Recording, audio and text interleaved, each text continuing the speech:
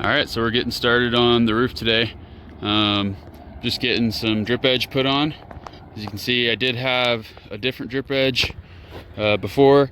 I had a black drip edge, but we had it tight to the wood and we needed space for all the corrugated to go on. So I ripped that up and we got this stuff made.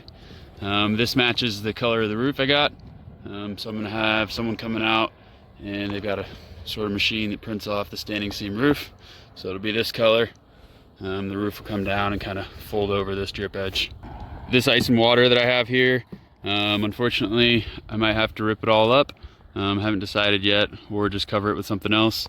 The standing seam metal roof requires high temp underlayment, which this is not. So I got to rip it up. So that's why it's not covering over here. It should be shingled correctly over the back there, but whatever we end up putting over it will be. I wanted to show this little corner detail. You can see I'll start on the bottom piece and then go uphill so it can all be shingled correctly. So it's overlapping that one, and then you can see I bent that end around just so it's nice and clean. I still need to do that side over there, so I'll kind of show you more detail how I did that. So I just got this second bottom piece on. What I did is I lined this up to where this is in line with the outside of the fascia there. That's so when I come to put this piece on, it's not sticking out, and it's exactly where it needs to be. So now that this piece is in, this next piece going up the roof will sit on top of it and be flush at the end there, and that'll fit there. You can see this piece hanging over here. What I'm gonna do is I'm gonna draw a line down that so I know where it is. I'm gonna end up cutting off the bottom of this, and then I'll fold this flap over. Yeah, it's nice and flush, so I'll just describe where that is.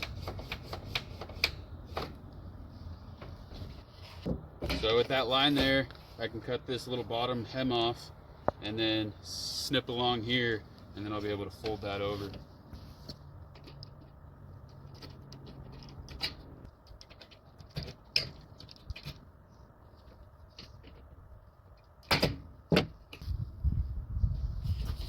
Alright, so now that this piece fits over there, and I've got my little tab, now that I'm flush, that tab just bends over. So that's the finished look. This will all tighten up once the standing seam roof gets folded and crimped around this edge here. Coming into this inside corner, you can see I cut this. I left the top coming out a little bit, and then I've got this little tab, and then this is cut flush with this face here. This is the piece I made for it. I've got another tab, and then I cut this indentation here to fit around this section. So this is the finished product. It's overlapped to where it's shingled correctly, and then you can see we've got that little tab, and then this is that little notch I was talking about to get around the lower piece. We're working on getting the last of the little bits of ice and water up. Obviously we didn't get all of it up. It's next to impossible to rip this stuff off, so we're just getting any high spots and getting the worst of it off. We did try yesterday with the tractor. You can see there's a strap on it. We were peeling up a little bit and tying it on and peeling off full pieces. It did work a little bit, but not well enough to keep going. The stuff on the lower half of the roof is a better quality ice and water. It's not high temp, but it is a higher quality one. The Grace Select, this is the cheaper one that I bought. I had this stuff for free, but this stuff came off a little easier. That's why the majority of the top is off and the bottom's not. So this is the new stuff that I got. It's high temp rated, ready to go underneath the metal roof. It's called Roof NATO. That's a little different stuff, but we're gonna get this over the whole entire roof. We're just gonna overlap over this ice and water right here. So the ice and water stuff, it is pretty expensive, especially to do the whole roof. A lot of people just do the bottom, 5-10 feet of the roof, and then the rest of it use synthetic or tar paper or whatever. But in a cold climate, I think it's pretty necessary. So it kind of describes on the box what happens. The warmth from the house kind of goes through and starts melting the snow on the roof, and then the overhang of the roof is colder because it doesn't have the heat. So the water runs down, hits the cold part of the roof and freezes and creates an ice dam, and that ice dam builds up and builds up, and then the water has nowhere to go except in. So that's how you start getting leaks with ice dams. All right, so we got our first roll out. We're gonna get it all blown off and then just start going roll by roll, start from the bottom and working up so it's nice and shingled correctly. I'll try and take a time lapse of it.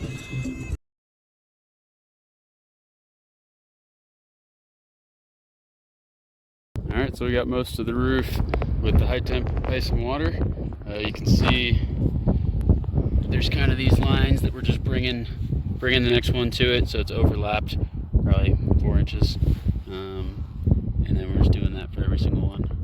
Whenever we run out on a roll, we just start another piece right on top. So this one's overlapped. You can kind of see there's probably 5-6 inches of overlap for that seam. So the roof showed up. You can see the long panels there, and then we started over on the shorter section.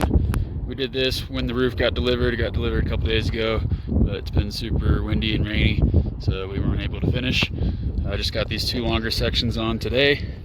I'm hoping to get the rest of it, but all those panels we set on the roof with help of other people, and we set them on the wrong way. The way they interlock, we have to turn them 180 degrees.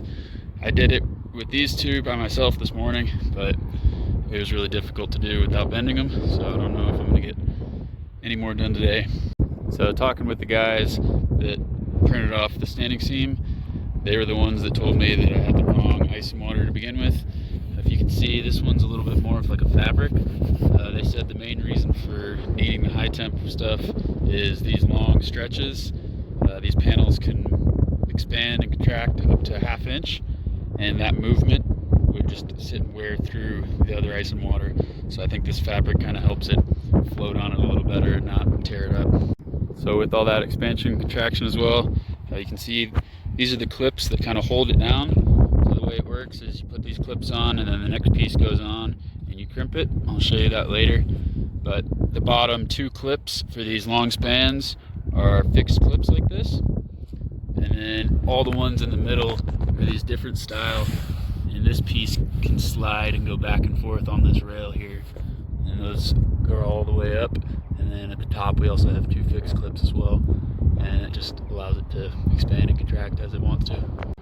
So it's a nice calm day. I'm still working by myself, but since there's no wind, I went ahead and flipped 4 of the panels around. So that's this one here, and then those 3. We'll see how this goes, and I might flip the rest of them. These are the 2 that I did yesterday. So you can see it just kind of overlaps the previous one and clips over there.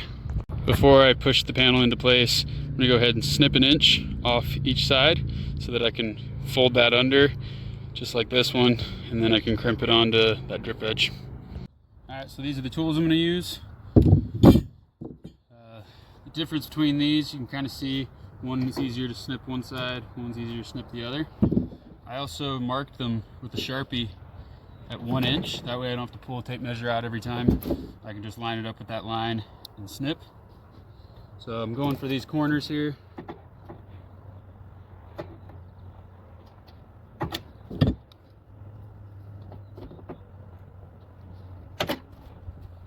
All right, now that I've got both corners snipped, I'm gonna go ahead and cut this end completely off, and then I'll show you what I do to this side.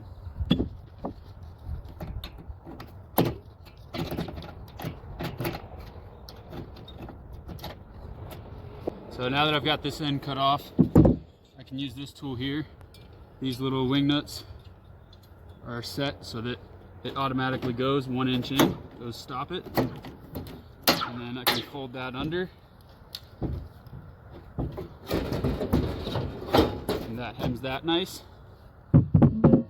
Once I do that, I can go ahead and cut this side off. And what I'm gonna do is cut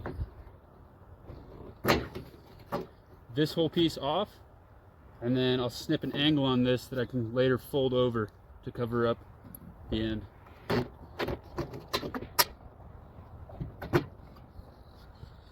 So I use the green handled ones to do this, and I kind of use this piece I rest it against there, and then I'll cut up to where I just cut that top piece, and that kind of spaces me off so that I keep a consistent angle.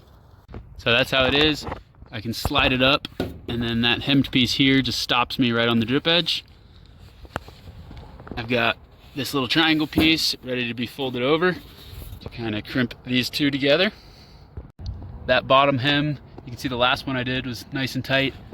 This one I've got another tool that once I get all finished, I'll come back and hem that nice and tight.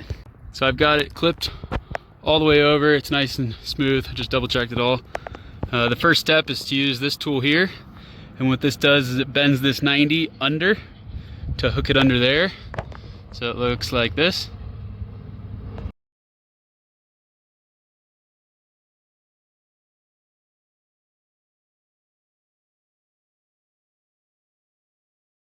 Alright, so now that I've done the first lock over, I will come back and do the whole roof again, and there's a second bend that folds that down. But I'm just going to get this hem nice and tight, and that's with this tool here.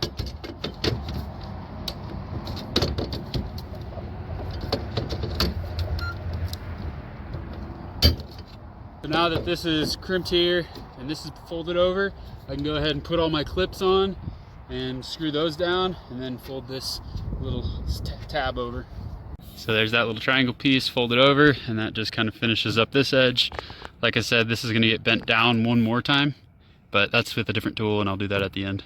All right, so I've got 2 of those fixed clips at the top, and the rest of them along the middle are the clips that slide for it expanding, and then 2 more fixed clips at the bottom. So I just laid those out, spaced them roughly 2 to 3 feet apart. I do closer at the bottom, closer at the top, and then in between they're closer to 3 feet. So these are the screws that I use. They were provided by MG Metal. That's who I got the roofing from. If you can see, they're square bit, or Roberts bit I think it's called. So I go ahead, these fixed clips I put 2 in each, and then I usually get 3 in the floating clips.